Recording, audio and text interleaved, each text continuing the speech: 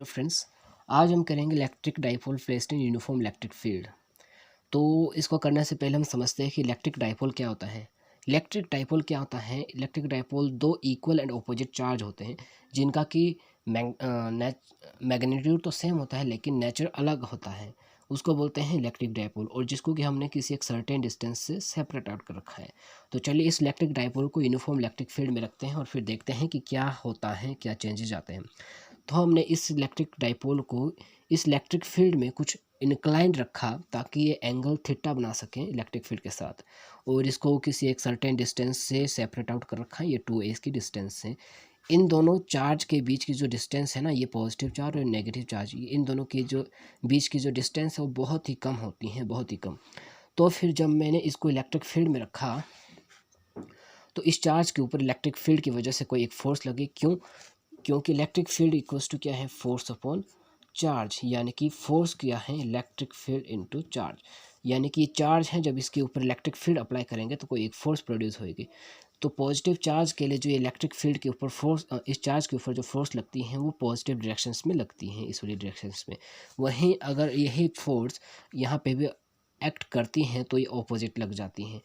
Force equals to क्या होता है? ये होता है इलेक्ट्रिक फील्ड इनटू चार्ज, ये क्यू है। तो अब आगे हम इसके बारे में थोड़ा लिखते हैं, फिर इसके डेरिवेशंस करने की कोशिश करते हैं। अब यहाँ पे क्या होगा, जब इस चार्ज के ऊपर इस वाले डायरेक्शंस में फोर्स लगेगी और इस वाले चार्ज के ऊपर इस वाले डायरेक्शंस में फोर्स लगेगी, तो कैसी सिचुएशन बन जाएगी? सिचुएशन कुछ ऐसी बन जाएगी कि एक फोर्स इस वाली डायरेक्शंस में जा रही है, एक फोर्स इस वाली डायरेक्शंस में जा रही है। इन दोनों के बीच की ये इंक्लाइन डिस्टेंस हमें पता है कितनी है, 2a है। तो जब कभी भी कुछ ऐसी सिचुएशन आती हैं तो इसमें टॉर्क प्रोड्यूस होता है। क्या प्रोड्यूस होता है? टॉर्क प्रोड्यूस होता है। टॉर्क क्या होता है? Two equal and opposite force separated by a certain distance, ये होता है टॉर्क। तो फिर यहाँ पे भी टॉर्क प्रोड्यूस होएगा, हमने उस टॉर्क को निकालना है। तो पहले मैंने जो यहाँ पे लिखा उसकी कंसिडरेशन यहाँ पे लिखते हैं। Consider electric dipole placed in uniform electric field of strength E at an angle of theta with uniform electric field. ठीक, अब क्या है, जैसा कि मुझे पता चल रहा है कि यहाँ पे कोई एक टॉर्क प्रोड्यूस होएगी, और टॉर्क से पहले यहाँ पे इलेक्ट्रिक फील्ड की बात करते हैं। जैसा कि इलेक्ट्रिक फील्ड क्या होता है? Electric field equals to force upon charge होता है, यानी कि फोर्स क्या है? Force equals to Q into E है, यानी कि कोई ना कोई एक फोर्स प्रोड्यूस हो रही है चार्ज में। तो इस फोर्स कहाँ कहाँ लग रही है उसको लिखते हैं। तो ये लग रही हैं force exerted on positive charge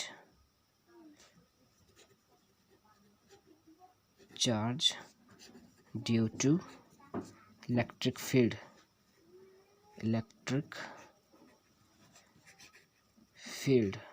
electric field के द्वारा क्या फोर्स प्रोड्यूस की जा रही है?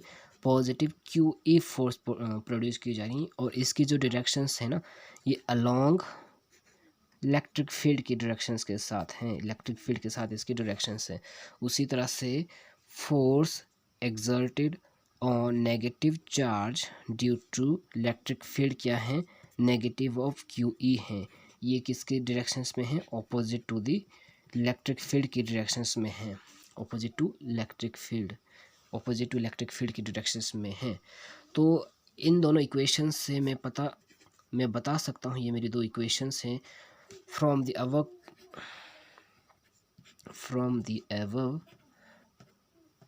equations, या बोल सकते हैं from the above observations, we observed that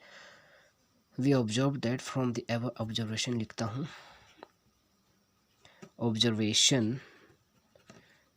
we observed that two forces are equal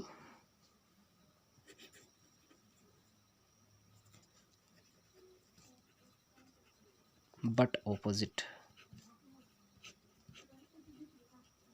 so they produce torque.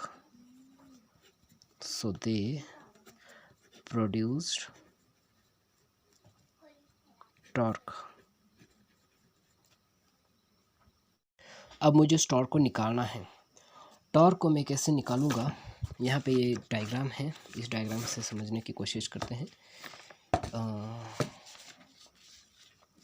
सबसे पहले तो टॉर्क का फॉर्मूला लिखते हैं। टॉर्क क्या होता है? टॉर्क इक्वल्स टू होता है force into torque force into either distance, या बोले तो परपेंडिकुलर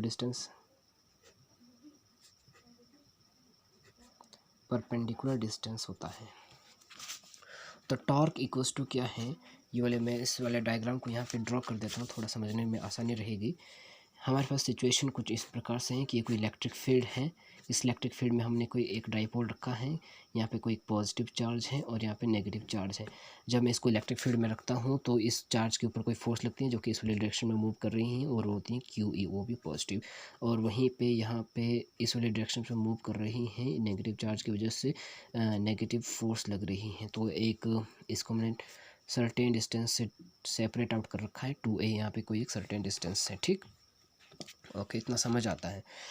अब क्या है, torque equals to force into perpendicular distance. यहाँ पे मेरे पास फोर्स कितनी है? दो फोर्सेस, एक फोर्स ये है, एक फोर्स ये है। इसकी मेरे को ये इंक्लाइन डिस्टेंस का पता है, ये कितनी है, ये 2a है इसकी इंक्लाइन डिस्टेंस। तो परपेंडिकुलर डिस्टेंस कब होएगी? जब मैं यहाँ से कोई एक लाइन ड्रॉ करूँगा इस तरह से परपेंडिकुलर, तो इसकी मैं एक डिस्टेंस x मान लेता हूँ। अब टॉर्क जो है, टॉर्क निकालने के लिए यहाँ पे मेरे पास कितनी फोर्सेस है? दो फोर्सेस है। इसको मैं F1 फोर्स मान लेता हूँ, इसको मैं F2 फोर्स मान लेता हूँ, ठीक। अब क्या है, टॉर्क कैसे निकलेगा? फोर्स जब भी मैं टॉर्क निकालता हूँ तो मैं इन दोनों फोर्सेस में से किसी एक फोर्स को एज ए रेफरेंस वेक्टर मानता हूँ। तो जहाँ से कि मैं मेजरमेंट करता हूँ, मोमेंट को निकालने की कोशिश करता हूँ, तो मैं इस फोर्स को एज ए रेफरेंस वेक्टर मानता हूँ, और इस फोर्स से यहाँ तक जो है इस फोर्स के के कारण टॉर्क प्रोड्यूस हुआ उसको निकालने की कोशिश करता हूँ। तो जब मैं इस वाली फोर्स को एज ए रेफरेंस वेक्टर मान रहा हूँ तो टॉर्क इज इक्वल्स टू क्या है? फोर्स में इस वाली फोर्स को मैं नहीं लूँगा, क्योंकि इस वाली फोर्स को मैंने एज ए रेफरेंस वेक्टर मान रखा है। इस वाली फोर्स को लूँगा। क्या फोर्स है? F1 फोर्स है, इनटू परपेंडिकुलर डिस्टेंस क्या है? ये x है। लेकिन यहाँ पे x की मेरे को वैल्यू तो पता नहीं है, अननोन है। तो इसको कैसे निकालेंगे? इसको निकालने के लिए मैं थोड़ा ट्रिग्नोमेट्री का यूज़ करूँगा। मैं ट्रिग्नोमेट्री में कोई फंक्शन यूज़ कर सकता हूँ। मैं साइन फंक्शन का यूज़ करता हूँ। जैसे साइन फंक्शन क्या होता है? परपेंडिकुलर अपॉन हाइपोटेन्यूज होता है। परपेंडिकुलर क्या है? परपेंडिकुलर इक्वल्स टू x है, और हाइपोटेन्यूज क्या है? 2a है, क्योंकि यहाँ पे एक राइट एंगल ट्रायंगल बन रही है। तो यहाँ से यानी कि मैं x की वैल्यू को निकाल सकता हूँ। x क्या है? 2a साइन थीटा, यानी कि x की वैल्यू मेरे को निकल चुकी है। तो फोर्स के साथ में परपेंडिकुलर डिस्टेंस क्या है? 2a साइन थीटा, इसको मैं मल्टीप्लाई कर सकता हूँ। उसी तरह से अगर मैं यहाँ पे देखूँ तो टॉर्क क्या है? Torque equals to force into either distance. Force क्या है? इस वाली फोर्स को मैं एज अ रेफरेंस वेक्टर मान रहा हूँ, तो यहाँ से मैं अपनी मेजरमेंट करता रहूँगा। तो मैं फोर्स इसको लेता हूँ positive QE into perpendicular distance. यहाँ से मेरे को पता चल जाएगी। अगर मैं ये वाली डिस्टेंस मत लेना, क्योंकि इंक्लाइन डिस्टेंस है। परपेंडिकुलर डिस्टेंस जो बिल्कुल जो बिल्कुल स्ट्रेट रहती है वो वाली डिस्टेंस। तो इस डिस्टेंस को अननोन है, तो इसको मैं x मान लेता हूँ। यहाँ से यहाँ तक कि इसकी डिस्टेंस कितनी रही? x मान लेता हूँ। तो इस वाली को मैं निकाल सकता हूँ कैसे? ट्रिग्नोमेट्री का यूज़ करके। साइन थीटा क्या है? साइन थीटा क्या होता है? परपेंडिकुलर पर हाइपोटेन्यूस होता है। परपेंडिकुलर क्या है? परपेंडिकुलर x है। हाइपोटेन्यूस क्या है? हाइपोटेन्यूस ये 2a है। देयरफॉर x की अगर मैं वैल्यू निकालना चाहूँ, x इक्वल्स टू क्या है? 2a साइन थीटा है, यानी कि x इतनी वैल्यू है। तो टॉर्क क्या है? Torque is equals to QE into x की वैल्यू। एक्स क्या है? 2a साइन थीटा है। एक्स कितना है? 2a साइन थीटा है। अब एक बात याद रखना, किसी भी इलेक्ट्रिक डाइपोल की जो स्ट्रेंथ है उसको मेजर किया जाता है इलेक्ट्रिक डाइपोल मोमेंट से, और मोमेंट किसके बराबर होता है? P equals to Q into 2a के बराबर होता है ना, इसके बराबर होता है। अगर मैं यहाँ से मैं Q की वैल्यू निकालना चाहूँ तो Q क्या है? Q equals to P upon 2a के बराबर होता है। तो यानी कि यहाँ पे मैं Q की जगह ये वाली वैल्यू सब्स्टिट्यूट कर सकता हूँ। क्या है? P upon 2a E into 2a sign theta है। तो 2a से 2a कैंसिल आउट हो जाता है। टाउ बोलते हैं इसको, sorry, tau equals to PE sine theta है। ये PE साइन थीटा है। तो ये मेरा रिक्वायर्ड एक्सप्रेशन है। अगर इसको मैं वेक्टर क्वांटिटी में लेना चाहूँ तो वेक्टर में पी वेक्टर यानी कि इलेक्ट्रिक डाइपोल का वेक्टर एंड इलेक्ट्रिक फील्ड का वेक्टर होता है साइन थीटा कोई एक ट्रिग्नोमेट्रिक फंक्शन है, इसलिए इसका कोई भी वेक्टर क्वांटिटी नहीं होती, इसकी मैग्नीट्यूड नहीं होता, इसकी डायरेक्शन नहीं होती। तो ये था इसका रिक्वायर्ड सोल्यूशन जो हमें चाहिए था। Thanks for watching my channel my video.